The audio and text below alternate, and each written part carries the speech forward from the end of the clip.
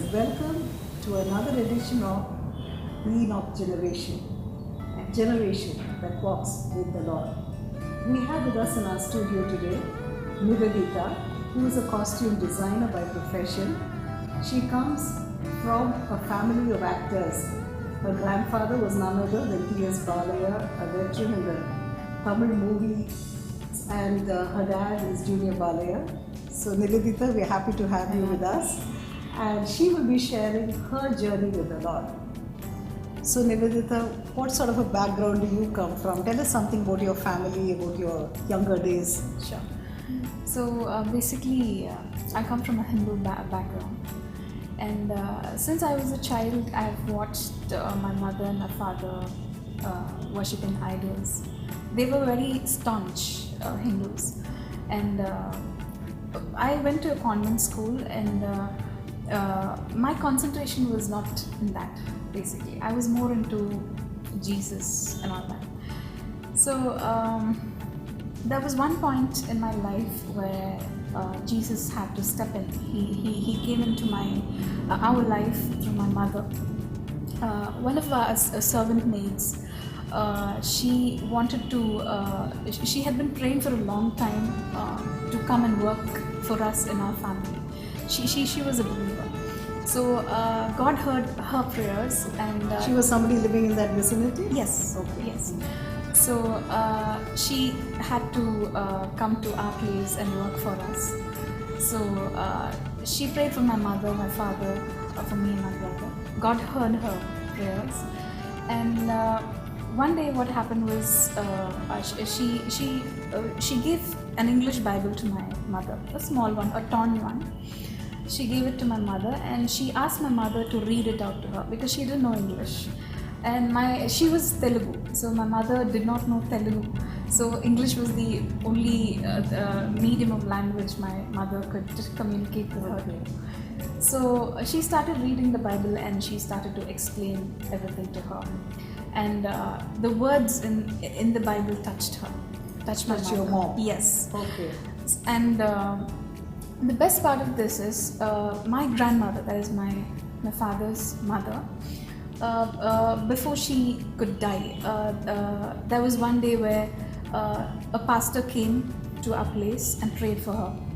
So she let a pastor inside the house to pray for the whole family, and the same pastor was the pastor for our servant maid. Okay. So my mother happened to go to that church, so that was the connection. So one New Year night, she went to that church. That was a Telugu church. My mother she's a Malayali. So she went to that church, and all she did was just closed her eyes and gave herself to the Lord. And God touched her. From that day on, it was 1999. Okay. It was a New Year's night. And the Lord changed her life since then. First, my mother got saved, and then my father got saved. We saw Amma and Appa, worshipping the Lord, and we slowly started to just do what they were doing. But you just made a statement initially. You said that you were not into, the customs and practices that were happening in your house, but you were into Jesus. Yes. What exactly did you mean by that? Jesus meaning, that was a Roman Catholic school. Okay. So I liked the way the nuns there moved with us, the patience that they had, and the kind of prayers that they prayed. They prayed at every interval. So that something was there. There was some peace inside me.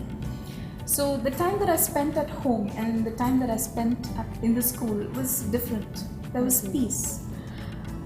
I'm really, the way God touched me was, when I think of it, I'm really happy that I came into the Lord. Because when I was a child, I used to be a very adamant girl. Since adamant is, not the good adamant, but I brought tears to my father and my mother's eyes. So I had an anger in me, which burst out in the form of, tears, and I hurt everybody. I hurt my mom, my father, and even I remember my father was not able to control me at all. I was not that happy child when I was little. So that was at the age of 8, 9. then I started to know about Jesus. My Amma was taken to a prayer meetings, house meetings, and all. So I used to be there, and That was the time Mama had accepted Jesus? yes, Okay. that was in 2000. So we were there in home meetings and all. So there was a section for kids. We just played in one place, and Amma, Appa, they were all attending to the prayer meeting. But my heart was there. What are they speaking? I want to know that. The kids there with me of my age, come on, let's play. But my heart was not in that. I wanted to know more about Jesus. What are they talking? What does Jesus say?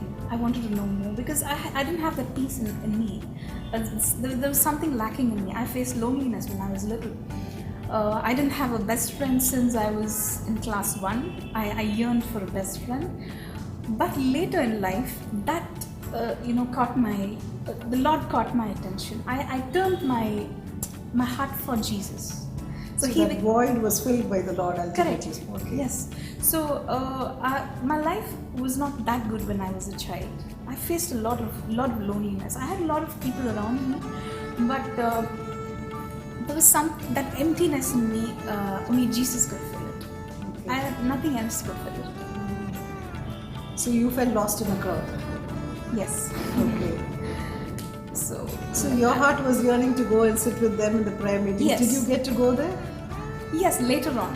They thought they considered me as a little girl. They did not, Realize that you had this Yeah. urge inside of you. Yes. Okay. But at the age of 13, when I was in class 7 or 8, I don't remember, at the age of 13, I had a dream in the morning. That was about 5 a.m. I saw someone, a spirit coming to my house, and the spirit knocked the door, and I opened my house. That was a dream. I opened my house, and the spirit told me to read Jeremiah chapter 1. I had not read the Bible fully or even half. I don't know anything. But when my dream was off, I woke up. I opened the Bible, and that was the passage where Jeremiah was called to be a prophet.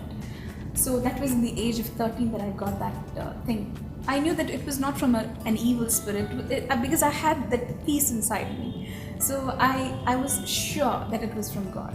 But I didn't take it seriously. Okay, it was a dream. Okay, it's a dream. So you did go through Jeremiah chapter 1, you did read it? I did. Okay. So, but did you understand what was in it? Yes, I did. Okay. I knew that it was a calling for Jeremiah from God. And But did you realize why God was showing you that or something like that? No. No. So that was one thing. And later on, when I was in class 12, I had a girl who was my friend. One day I had a dream of her, a bad dream about her. Like she was dying in an accident, and I was also shown a blue-colored van. She was dead. That's what I saw in my dream. And the next day, what I did was I called her up and I said, "Are you okay?" She was like, "Yes, I'm okay." I asked her, like, I was telling her, like, I had a bad dream about you. Are you okay? I had a dream like you're dying. She said, like, "Yes, I'm okay." She told me, like, what if I die? What would you do? I was like, "Don't say all that, leave it." And 2 months, within the span of 2 months, I got a call from my friend. I was having bath, so my mother picked up the call. One of my friends called to my phone, and my mother was informed that she was dead. Oh my God. She died in an accident. So that actually, it brought fear to me. I didn't know how to handle the situation. The thought inside me was, why a bad thing is shown to me like that? I didn't know how to handle it. I consulted one of my pastors, not at that time, but later on when I consulted a pastor and I told him about this, he told me that you could have just cancelled that dream and she would have been saved. You could have just cancelled it then and there. But I didn't know about it. So that was one incident. And later on, when I was in college, I had another dream where God gave me another dream where one of my church members, she was actually suffering from this disease called lupus. So she had that. And it was an afternoon, and in the dream, I was shown that she was burning, her body was burning, and someone from the church was reaching out to her. So her body was burning. That's what I saw in the dream in the afternoon.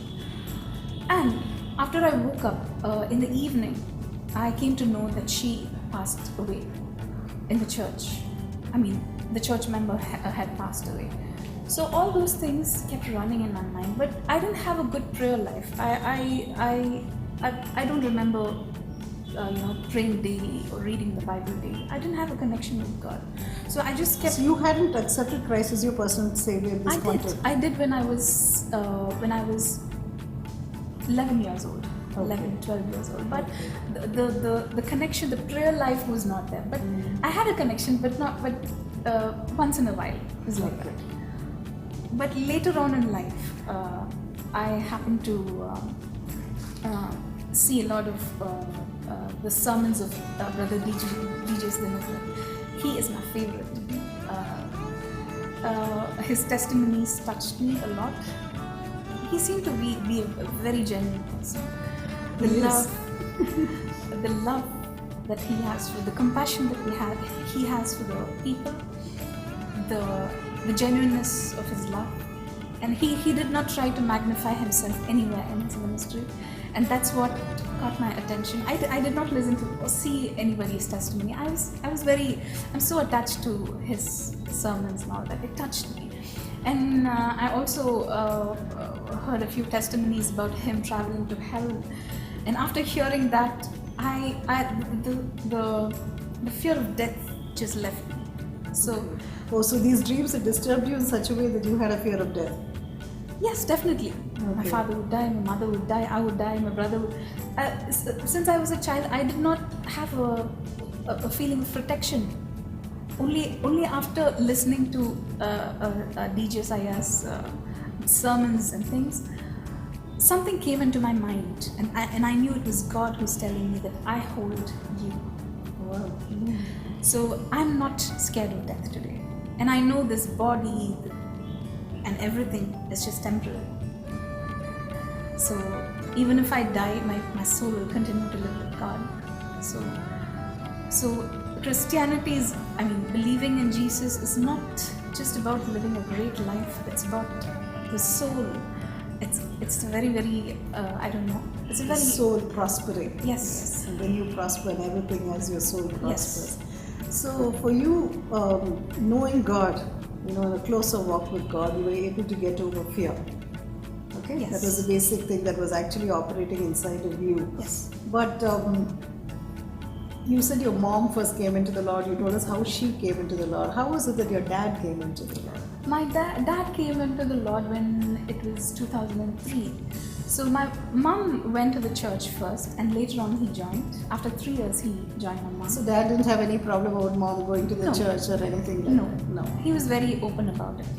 And in fact, he chose the name for my mother after her baptism and stuff. He's like very open. But I went to Sabarimala with my father for almost 5 years. I continuously went there. Okay. I was taken there, but there was no connection between me and that. So my father happened to go to the church one day, and he saw many people raising their hands up and praising God, little children crying to the Lord. He didn't know what was happening, but he got this verse from Matthew 11:28. Come to me, all those who are heavily laden, I will give you rest. So that verse touched him. So he stopped smoking, he stopped his drinking and all that. From that day on, God started to use him differently. My mother and my father together, my brother and myself, we started to join them for the ministry and all. We had gone to a lot of churches. God has... So that was the moment your dad gave his life to Christ? Yes. Okay. He was a very staunch Hindu. He was like... he was a Guru Swami in the Sabarimala team. He was the main person. So God can do anything. I mean, coming from a very big background, just a little bit about it. My grandfather had 18 acres of garden in Madipakku. Yeah, I know there's a big Balaya place there Garden. called Balaya Gardens. Yes, Right. yes. And the person who tended the farm, he was the person who cheated us, and a lot of loss in our lives. And the way my father, the sons in the family, the way their birthday was celebrated was, he took a basket, they placed a lot of currency notes in it, and they just poured it on the heads of the sons. That was just to tell them that you should be rich all the time.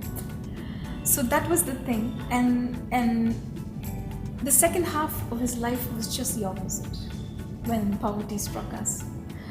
And poverty was one of the reasons why we came into Christ. It all happened for good. So when the need arose, you began to search for the living God. Yes. Okay. So you didn't get back your property? No. Okay. The mentality that we have, my father, my mother, my brother and I have is, whatever it is, serve God. Loss, be it whatever. The Lord said, there is tribulation in this earth, on earth, but behold, I have overcome the world. So we believe. So it's It's been beautiful to listen to you. See, although Dad was coming from a different sort of a background and different sort of a culture, he was such an open-minded person, willing to give in to his wife's, change, and because it's a total different change. Generally in families, when there is such a change happening, you see a lot of opposition rising, but your dad seems to be a very different sort of a person. So although he believed something else, he still was so open-minded to accept what your mom was doing, and that literally paved the way for him coming into the fold, and then you, your brother, and it's been beautiful to listen to you. Well, Nivedita, you told us about your dad coming into the Lord, your mom and you, and how did your brother come into the Lord? We went to Sunday classes together. Okay. He was very little. He's 4 years younger to me. Okay. So we did it together. We went to the church together, and we read the Bible, learned new Bible verses and all that. He's a very practical person. He's like So what is he by profession? he's an actor. He's an actor. He's an actor and a okay. student. Okay. He's also studying. So what is he studying? He's doing his tourism. Tourism. Yes. Right. So his faith is also in Jesus. So he's totally dependent on Jesus. So when did he give his life to Christ? When we came into Christ together, it was back in 2003. Okay. So he gave his life to Christ, and then he's Yes. been walking with the Lord Yes. from there. And he believes that even if he's an actor, he believes that only God can raise him. Your hard work or your own effort will not take you anywhere, be it any profession. Exactly. We need God's grace. Yeah, that is very true. Yes. So he believes that only God's right hand can just take him to heights. So he has given it to God. And I'm sure God has placed him in this family with a purpose. Yeah. So he believes in that. That's wonderful. And see, now you had, literally come into the Lord, moved into, a new dimension in your life where, as a family, you started ministering and things like that. So there would have been a lot of ups, a lot of downs. Would you like to share something about your travel? Yes. Your ups and downs with the Lord Yes. in this ministry? So I had a phase of life when Satan tried to attack me with my mind with fear. So most of my life I had issues inside the mind. Physically I was okay, but inside my head there was a battle going on. I did not share that with anybody except my mother. So always Satan tried to tell me that I had a particular disease. Okay, I did not have it, but whenever somebody tells me that they are sick, it gets into my mind, and I think it's for me also. And So that was the lie of the devil. yes, and I had that feeling since 2002, and I got released from it just 2-3 years back.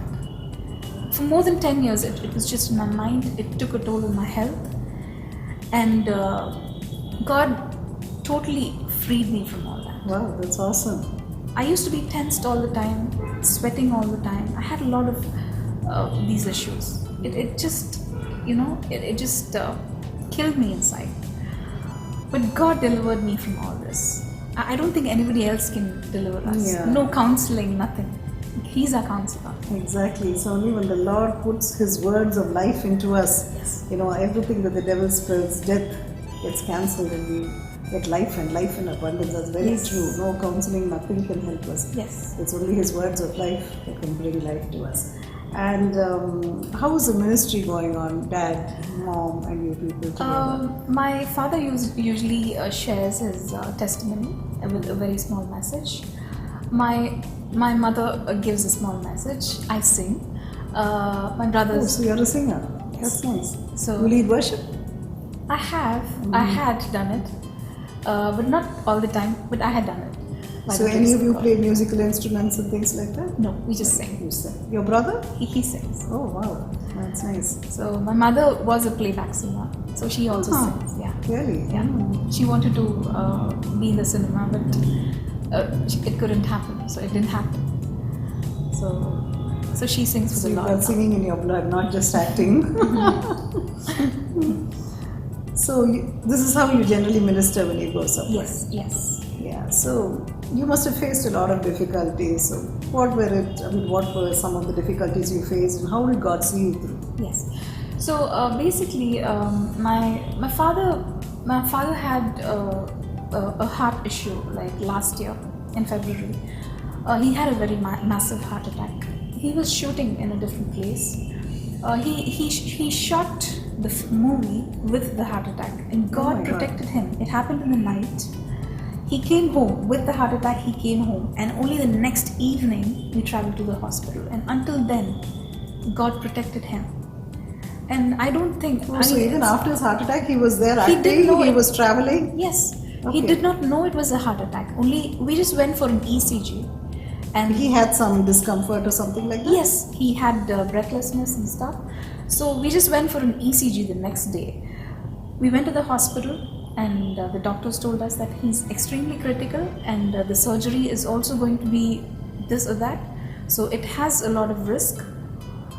But the thing that shook me is the protection that God gave us through that one night. I don't think, even if we have lots of money, you can't buy health. The protection is only given by God. It's a Very very true. supernatural thing. And only after going to the hospital, we knew that it was a massive heart attack. And then and there, we had to admit him. And without any So risk. till that point of time, you had no clue what No. he was going through. No, Nor did he. no. So that was a very big thing. So God had always protected us so much. We wouldn't know what's happening around. We will be like inside His palms. He's just protected us from the harshness of this world and from Satan's tricks. So that we're very thankful to God for that. What more can we ask for? So then he had to undergo a surgery or something Yes, like that? yes. He had to undergo a surgery, and he was okay after that. It was a very high risk surgery. So So how long did it take for him to be back to normal? back to normal. He was okay in just a month. Oh, Yes, he was okay. back to his feet, back to his work yes. again. Yes. That's really nice. So mom has always been a housewife. Yes. Amma, just like me, like when she was young, she had this connection with Jesus. So once upon a long time back, when she was a child, she happened to come through this verse in the Bible that the Lord says, "I'm a jealous God." She read that somewhere. I don't know from where she read it, but that one thing was inside her. She was like, "Why should God be jealous?" So she didn't understand all that. So after coming into salvation, God had changed her so much. She was that person who led the family. She still does. She prays. She encourages us. She blesses my father and my mother, both of them. The love of Christ, forgiveness, and all that. God has just completely changed my mother. And regarding my father, one thing that I learned from him is how to be a patient Christian. Having faced a big loss in life, he's a very patient man in Christ. It's not his personal goodness, but it is the goodness in Christ. Because I had personally seen a woman who belonged to the cine industry. She had lost everything and she had gone mad. So that till that extent, one can go if there's a loss of great wealth. But God has sustained my family, my father especially. God had sustained my father, no one else. So, but see, your family had turned to Jesus, and since you came from a different faith, you will have a group of relatives around you. Was there any opposition from there, or how was their reaction towards this? Our family is full of opposition, just like any other Christian family. But we do not care about it. Our focus is only on God. We had lost the love of many people. It hurt us at certain times. But we cannot do anything. A real Christian cannot be a people pleaser. So exactly. We just have to wait for God's approval, and pleasing Him is the motive of our life. But we earned a lot of Christian friends, true friends, and that's nice. Yes. So when God closes certain doors, He opens other doors for Correct. you and pushes you into your destiny. Correct. So then after schooling, you went to college, and Yes. what did you plan to become? I don't have a particular aim in life. I'm this girl who doesn't stick to one thing. I keep changing. I did my literature in WCC. Okay. So I studied literature, the English literature, and from there on I did my second degree, which is fashion design. But one thing is, I did not have a joy. My parents allowed me to pursue whatever I wanted to, but that joy, it was not there. If truly, when I go to sleep and I think, okay, am I really happy? No, I'm not happy. I'm not happy at all. I had all the things I can do. Film industry is a big field, and you can approach anybody for work, anything. You can approach anybody for work. I had the liberty to do it, but my heart is completely on Christ. I did not get that joy anywhere.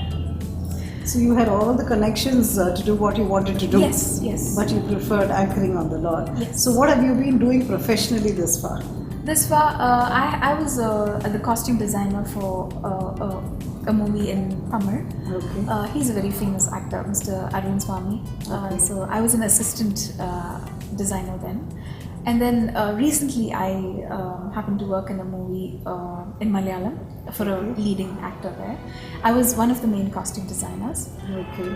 And I had designed costumes for ad films. and Okay. stuff. Yeah, that's what I did. So now you're still pursuing your career in Yes. fashion designing? Yes. Yeah, and you enjoy it? Yes, I did. I think because God has put a lot of creativity inside of you. Yes. So you come from a family where the talents are literally amok. Yes. So and I see new talents rising up from within you. It's so beautiful, your walk with the Lord. And what do you plan to do in the days to come? In the days to come, I have just given it to the Lord. Okay. I don't know, but my heart is to serve the Lord. Wow. One thing in my mind is I want the best years of my life to be used for Jesus. I don't want to do it for myself. Okay. Earlier. Not when you're old. Yes. Sorry? Not when you're old, Yeah, they yeah, said. So Because generally people say, okay, let me do all this, and then when I retire, Yeah. I will, come and minister. yes. So that's not your attitude. No. I want to give the prime years of my life for Jesus. Okay. To Jesus. Serving Him, singing for Him, ministering for Him. But I don't know what God has for me. Not my will, but His will. So what you mean to say is you want to be sure that you are walking in that perfect blueprint that He has Yes. for you, that Yes. perfect destiny that He has ordained for you. Yes. So it's not your career that is important to No. you. It is just serving the Lord, and that's what gives you Yes. the joy, Yes. the peace, Yes. right? Okay, Nivedita, it's been wonderful listening to you. It's been very edifying for us, and I know the viewers would have enjoyed what you said. Well, viewers, you've been listening to Nivedita and how her entire family turned to the Lord, and today as a family, using every God-given talent, they are using it for His glory. and she wants to give the best to the Lord, even the best years of her life to the Lord. And it's true, when we decide to give the best to the Lord, He will definitely give us the very best in our life, because He is no man's debtor. So let's decide to walk with the Lord, giving Him the very best that we have. God bless you till our next episode.